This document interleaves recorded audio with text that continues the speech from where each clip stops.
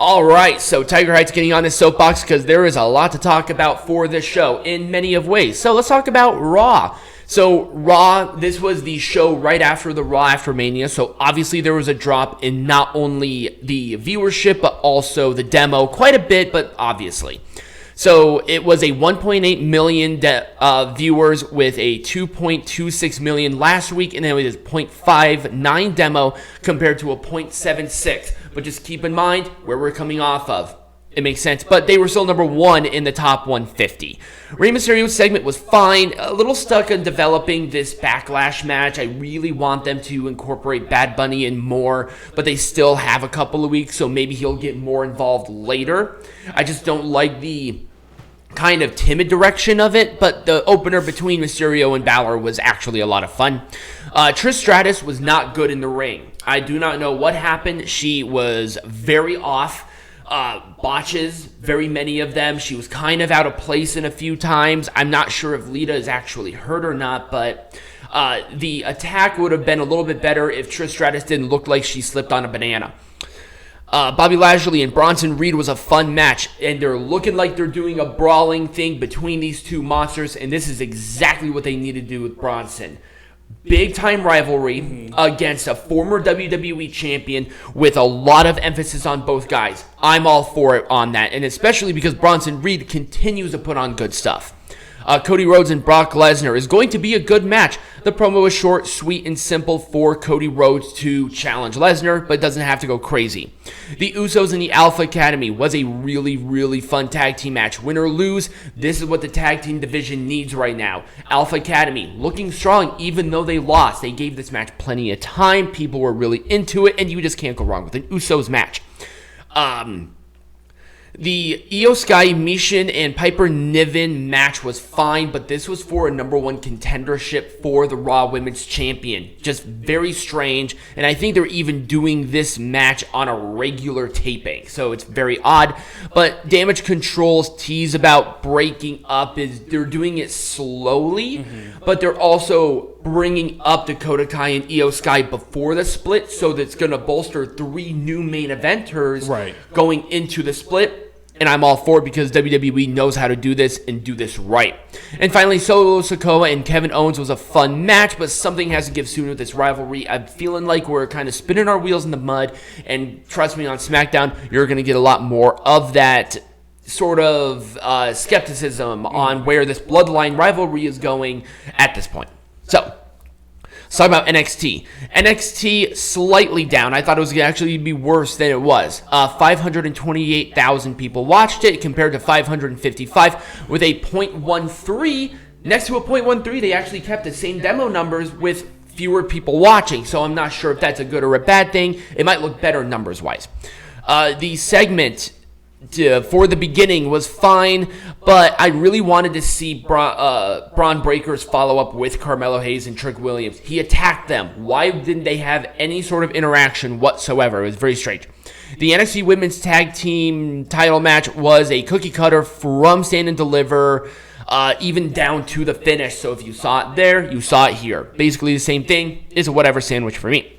The Duke Hudson MVP ceremony segment was very confusing. Braun Breaker attacked Andre Chase, and Thea Hale kind of obviously didn't hit her, but he hinted that this was a hit from Duke to possibly get a spot in the Fatal 4-Way, but Duke was in the Fatal 4-Way. So why is Braun Breaker attacking Chase Youh? Right. Why isn't he going after the main title? This is very strange, out of nowhere. I don't get it. Eddie Thorpe is not clicking with me. I don't know if it's the name. I don't know if it's just the randomness when he's actually wrestling, but he just does not feel like the deal that I think he should be. And his double underhook whoopsie, whatever he's doing, is ridiculous. I think they're giving Tiffany Stratton and Sol Ruka a lot of crap for their performance, and the people who are giving them crap but still watching AEW like nothing is wrong there are hypocrites. And trust me, for the people who bitch about it on the opposite direction, where you complain about more of the gymnastics style on AEW, but don't give crap to what I saw with Stratton and Ruka, you're also hypocrites. Either you like it or you don't. I don't necessarily have a problem with it. It's storytelling for me. The match itself was good. These women are very good wrestlers, and I liked what I saw. If this is the future of the division, I'm cool with it. The Cora Jade and Lyra Valkyria seems meh. The promo did not work. Their chemistry was way off. The brawl was very strange, and Cora Jade looks like a bratty teenager. I don't know what it is, but the look is not digging it for me. Ilya Dragunov and Von Wagner was fine. The feud between Wagner and Stone is totally useless, and they have to be done with it at this point. It was good seeing Joe Coffey back in the match, but the match itself was fine. Squash match, good introduction back. I don't know about the other guy, but it seems like they're putting a big deal on him. But obviously, Joe Coffey needed a win somewhere. And the Fatal 4-Way number 1 contenders match was good. I thought Breakker was going to be replacing Hudson, but I must have misheard, obviously, from the earlier segment. But Grayson Waller won, which he definitely needed to because he lost his match with Gargano with no follow-up after that. I don't know when this match is going to happen, but it is what it is. And that was NXT. Dynamite. So, it was 866,000 people compared to 877,000 people with a .28 demo next to a .3 from last week. And it was number 6 in the top 150.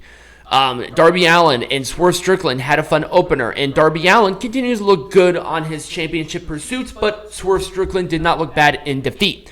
The promo between MJF and Darby Allin right after that match was good, but of course, Sting ruined it. He mentioned Cody Rhodes. He had to mention WWE, and guess what that done? It ruined the segment. Don't mention your competition. There's no reason for it. Right. And the promo without Sting was perfectly acceptable. Darby Allin is already over. I don't know why Sting is still with him. Whatever. It just totally ruined the segment. It killed my entire interest in it at all. I swear to God, if Sting goes for this title, I'm going to be pissed off. Powerhouse Hobbs and Silas Young was a colossal waste of time. Nothing was there. It was 3 moves, and then Wardlow got out there and destroyed all members of QTV and destroyed Powerhouse Hobbs' car, totally making him look like a incompetent and loser champion. Don't do that.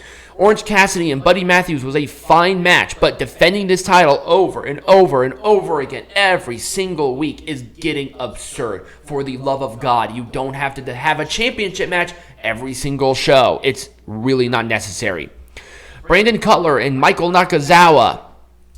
There's a reason why these ratings are down, people. If this is going to be how you're going to continue the rivalry with Blackpool Combat Club and the Elite, I would rather you guys not do the rivalry at all. Right. Because when was the last time that you saw Brandon Cutler and Michael Nakazawa have a match on television at all? At all. I know that Brandon Cutler has been wrestling at Dark, but Michael Nakazawa has not wrestled in a long time. Right. Oh, and of course, Michael Nakazawa had to bleed. So there had to be a lot of blood in this match because obviously it had to be, but, you know. And Jeff Hardy returned as well. Yeah, no, we're going to get to that. That happened before this. I just wanted to bring up the Brandon Cutler, Michael Nakazawa, because honestly, I thought that was a joke. You know what? I'm going to wait until later for the Jeff Hardy because I have a lot to say about that. Riho and Sky Blue versus the Outcast was an absolute nothing. It did not help anything. And then Jamie Hayter running down to the ring, getting beat up by the Outcast. And then Britt Baker comes in and runs out the Outcast. Who's the champion here again? How come I sound like a broken record with this fucking women's division because it's the same thing. Outcast versus some people. Attack after. Where you have these baby faces that you're trying to shove down our throats. Run out to the ring. Rinse and repeat. Rinse and repeat. Rinse and repeat with no difference. Zero difference. From winner to what happens. Baker is the star. Jamie Hayter, your women's champion, looks like a fucking dork. Good job. And then Keith Lee. Keith. He looks awful. From the scraggly white hair. I mean, if it was like cleaned up, I can get it, but my God, this guy is big. I mean, he's always been big, but he's probably put on at least 50 or 60 pounds. He's not moving the way he does. It looks like he doesn't care. He looks in this cape thing. No, for the love of Christ, send that back to the Wizard's chest and just stop with it. And obviously he had to face Jericho, so Jericho did not help him at all because he doesn't put anybody over whatsoever. And the dumb teasing crap with Jericho and Adam Cole is that crap. Now let's go back to Jeff Hardy.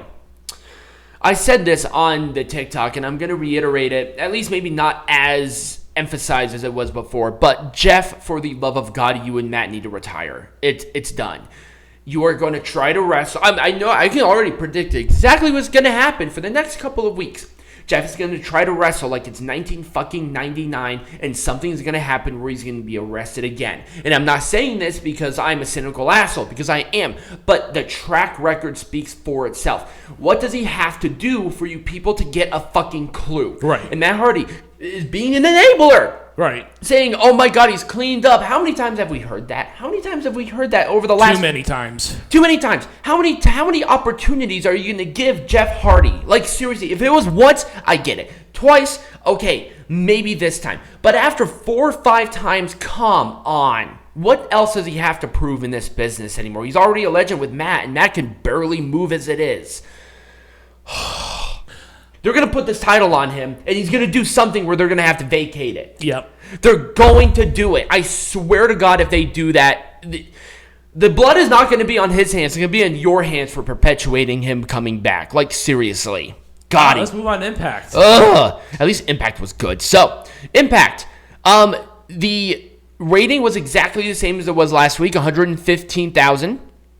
And it was down for demo 0.02 instead of a 0.03. And it was 139 out of the top 150. So they're still up on the top 150, so that's at least good, because that is actually shown to quite a few people. Kenny King and Frankie Kazarian was a fun opener. There was a stipulation for Hardcore War Advantage. It was a solid match. But the issue is that the heels don't look good, because Moose had to run in and actually attack Kazarian for Kenny King to win, but Moose is not in the match at all. So why? Why not? Black Taurus, Lindsay Dorado, Laredo Kid, and Swan was fine. Laredo Kid returning was good, but it was just a showcase match. There's not really much here to say. But the issue is that Laredo Kid got hurt from an internal injury in Mexico. I know of 3 wrestlers since I've started watching wrestling that have had the same exact injury in the same exact place, doing the same exact thing. Scott Steiner had it. I think Omega had some sort of smaller internal injury. And now Laredo. There's a pattern here. Now, this is over the span of, 20, 21 years, but still, it's a pattern. And these are the only ones that I'm aware of. Right. What about the other ones that I'm not aware of? So, that's just kind of weird and a little bit of a pattern that I don't like. Taylor Wilde and Jessica was fine. The ending was a bit strange, but it is what it is. Dirty Dango and Joe Hendry taking on the Design was a fun match. It promotes the 6-man tag of Rebellion. It was straightforward, and big props for Santino Marella hitting the Cobra, and they actually got a decent pop too. I don't know why he's over. It's insane. Tasha Steelz in her return match against Gazelle Shaw was a good match. Man, this was a really solid match. I've seen nothing good but good things from Gazelle as of late, and that's the kind of stuff that's going to put her over, and I want to see more of it. She looks like a star. She feels like a star. She wrestles like a star. Tasha Steelz coming back in a really good match like this was a really good thing, too. And finally, Mickie James. She lays the belt in the ring with her hat. Did she retire? No. And people are complaining to me, is like, whoa, what's wrong with it? Mickie James doesn't have anything to prove. No, the issue is not her retiring. It's where she retired and how she retired. She retired in front of nobody. Yeah. If that's going to be the retirement, she did this promo before people were brought into the ring, brought into the arena. Like, seriously. It was a bit weird, but, whatever. Her doing this obviously was for her health, and I respect that. So let's go to SmackDown. No numbers, but it was a 2.468 million last week, and it was a 0.69 for demo, and obviously with those numbers, it's number 1, right? Now, Kevin Owens and Sami Zayn's promo was whatever, but I'm getting a little tired, and it's starting to feel the same. Once again, it always does. Xavier Woods and LA Knight had a good match, and I'm happy that they're pushing Xavier as a singles instead of putting him on the shelf, because Kofi and Big E are hurt. They're still using him, and he has an Intercontinental Champion match coming up in 2 weeks. So, once again, good thing. But I'm worried for LA Knight and how they view him, because this is another decent loss of him losing. It was a roll-up with tights, but come on. not entirely the best look for him. Damian Priest and Santos Escobar had a good match. Priest, as a promo, is good. I like him. He sounds brooding and he sounds confident, and I like it. I want to see more of him actually talking. I'm a bit worried about the future of the WWE Women's Tag Division. It just seems like they're throwing people together and saying that you're a team because we have nothing for you as a single. It's just very weird. And also, where are Ronda Rousey and Shayna Baszler? They won this showcase, and now they're gone. I think Ronda's hurt. Oh, really? Yeah. Oh, I didn't know that. I think she's dealing with an injury of some sort. That's why. Did she get the injury at Mania? No, I think she had it before. Oh, okay. I see. All right. Well, I mean, at least you can do something with Baszler. Jesus Christ. Anyway, Shinsuke Nakamura's return was so needed, but my God, his gear needs to stop with this weird open shirt thing. It looks weird. Also, Madcap Moss being a heel, I'm not a big fan of it. Emma's kind of digging him on saying that you deserve more, Not a big fan, but at least Shinsuke is back. Yep. He's still very over. They got to take advantage of that. Maybe not necessarily against Roman Reigns because you know what the result is there, but maybe the guy to dethrone Gunther. Right. Maybe, because maybe Reigns needs a new challenger, fresh face, put Gunther in that opportunity. That'd be awesome. It was a great way this was a great interference match because it was Matt Riddle and Solo Sikoa. This was Matt Riddle's in-ring return, and Solo Sikoa, obviously, they're pushing really, really hard. So, what do you do here? Usos interfered on Solo's behalf, distracting him. Boom, Solo and Spike. Riddle doesn't look bad. You still have Solo winning, and it was a good match. So, nothing wrong there. Good match to end that show. Let's talk about Rampage. I saw no numbers for either night because I'm pretty sure they were just that embarrassing. Aussie Open defending the IWGP Tag Team Champions against the Best Friends. What's wrong with that? Why? Why did they get the title opportunity? I don't get it. I don't know. New Japan's usually pretty good about giving people who deserve the opportunity. The Best Friends have not been winning anything. At least put them against somebody who actually have been winning matches, right, like Kings of the Black Throne or somebody else instead of Best Friends. I mean, at the very least, the match was fine. Right. FTR segment was good, but I'm not 100% sure if them ending their in-ring careers in AEW is a good idea. Because I'm going to say this. Dash and Cash have very opposing opinions on different things from the AEW collective. Right. But when you go against the cult, you don't get treated the same. Right. They're going to continue to do the podcast. They're going to continue to support Jim Cornette, and I do believe that Dax is a Republican. That does not go well with the majority. If you're not part of the majority, you're shunned. Not a big fan of this decision, but it's their decision at the end of the day. Yep. They're tag team champions. Obviously, TK put up some big money. Well, Daddy put up some big money. Yeah. So, very least, there's that. It's not status quo, and I'm worried. Anyway, 8-man tag with Team Jarrett and Mark Briscoe was confusing and annoying. And I said this before, and I'm going to reiterate it. Mark Briscoe is not Jay Briscoe. Right. Jay is dead. Mark needs to distinguish him differently. They haven't changed his promo. Yeah, they still mention him. Jay literally all match. Right. Jay Briscoe. Oh my gosh, Jay Briscoe. Jay Briscoe is dead. Mark Briscoe is wrestling. How about you talk about him and putting him in a good light instead of teaming with people who were friends with Jay Briscoe? Right. God, so stupid. I'm tired of it. Taya Valkyrie and Emi Sakamura was useless. Same thing every week. Hitting Road to Valhalla. You have the baddies on the ramp. They run in. It was the attack and blah, blah, blah. This is the third week it's happened. Taya's in-ring whatever here with Jade has just been boring and useless. Have the title match. Have Jade win it and just stop this already. Right. You're already burying Taya enough as it is. She's already made the wrong choice here. You don't have the rubber fucking nose in it.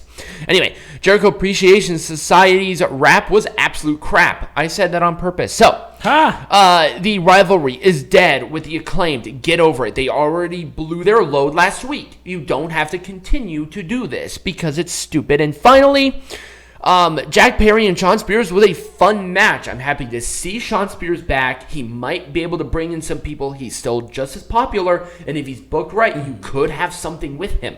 And Jack Perry winning the match, but via roll-up, was still good. He's right now kind of within the title pursuit, but they don't want to beat him or beat Shawn Spears in his in-ring return.